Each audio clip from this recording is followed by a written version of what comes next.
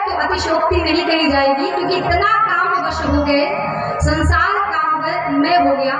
और कामदेव ने अब तुरंत कुसुम सायक संधान किया बाबा भोलेनाथ के हृदय में।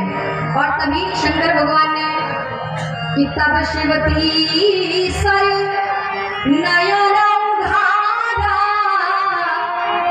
शंकर भगवान ने क्रोध में तीसरा नेत्र खोल दिया। जैसे ही फूल का बाण लगा, शंकर भगवान ने अपना नेत्र खोला, और जैसे तीसरा नेत्र ज्ञान चक्षु खोला है, कामदेव जलकर के वहीं पर भस्मीभूत हो गया। बोले शंकर भगवान की काम जल करके राख हुआ।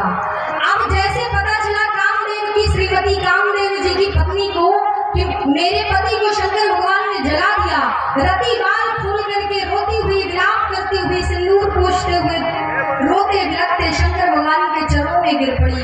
प्रभु, आपने मेरे पति को जला दिया, मार दिया, आप बताओ मैं वैधव्य जीवन में कैसे रहूंगी। शंकर भगवान ने कहा चिंता मत करो, अब तक तुम्हारे पति सबके शरीर में रहते थे, अंग में रहते थे, लेकिन आज से शरीर में नहीं रहेगा कामदेव, आज से अनंग हो जाएगा, यानी मन में रहेगा। जैसे राम सबके मन में रहते हैं, दिखाई नहीं देते, वैसे ही काम सबके मन में होगा, लेकिन दिखाई नहीं देगा। पहले काम शरीर से होता था, शरीर के रूप में था, अंग में था, अब अनंग हो गया, मन में सबके रहेगा। इसलिए चिंता मत करो, तुम्हारा जो पति है ना, बस शरीर उसका भी नष्ट हुआ है, सबके मन में काम प्रविष्ट रहेगा। और दूसरी बात, जब द्वापर युग आएगा कि जब यदुवंश कृष्ण अवतारा, कहा जब कृष्ण का अवतार होगा यदुवंश में, उसी समय भगवान कृष्ण और रुक्मिणी के बालक के रूप में प्रद्युम्न नाम का जो बालक उत्पन्न होगा, वही कामदेव होंगे। तुम्हारे पति कामदेव ही प्रद्युम्न के रूप में प्रकट होंगे, तब जाकर के तुम फिर से पुनः उन्हें प्राप्त कर सकती हो। भागवत जी की कथा कभी, कृष्ण कथा कभी आप सुनेंगे तो उसमें पता चलता है, मायावती की कथा आती है, तो ये अनेक कारण है। तो अब रति ने प्रणाम किया, चली गई। अब शंकर भगवान की समाधि तो टूट गई, समाधि से बाहर निकल गए। सबको समझ में आया? कामदेव बेचारा जल गया है, शंकर भगवान ने आंख खोल दिया। अब लड़की अभी प्रतीक्षा कर रही है। कौन लड़की है? शंकर जी दुल्हा बनेंगे, दुल्हन पहले से प्रतीक्षा करे। दुल्हा का अर्थ क्या होता है? दूल्हा, दूल्हा जिसको दोनों तरफ से लहे, लहे मतलब फायदा हो, लाभ हो।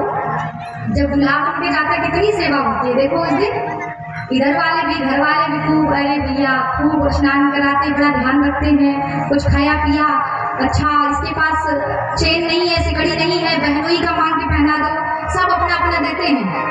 उसके बाद फिर मांगेंगे वापस 2-4 दिन बाद, लेकिन उस दिन बड़ी सेवा होती है। ससुराल भी जाता है तो खूब सेवा, दूल्हा दोनों तरफ से लहे। और दामाद मतलब दामाद जो दम आपकी छुड़ा दे,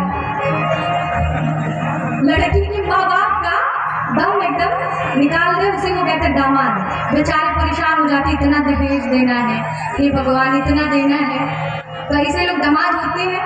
तो भैया अब शंकर भगवान दूल्हा बनने वाले हैं, और दुल्हन तो पहले से तैयार तपस्या कर रही हैं। मैया पार्वती जी, शंकर भगवान से सबने प्रार्थना किया कि दुल्हन तैयार है, आप भी तैयार हो जाओ विवाह करने के लिए। शंकर भगवान ने कहा विवाह एक शर्त पे करूंगा, पहले मैं परीक्षा लूंगा। किसकी परीक्षा? कहा दुल्हन की परीक्षा ले लूं पहले कि दुल्हन मेरे लायक है कि नहीं।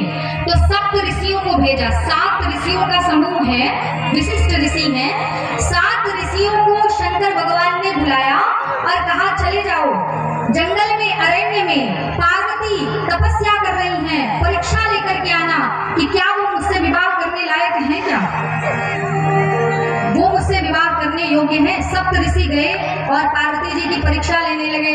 बड़े ध्यान से समझना, पार्वती जी की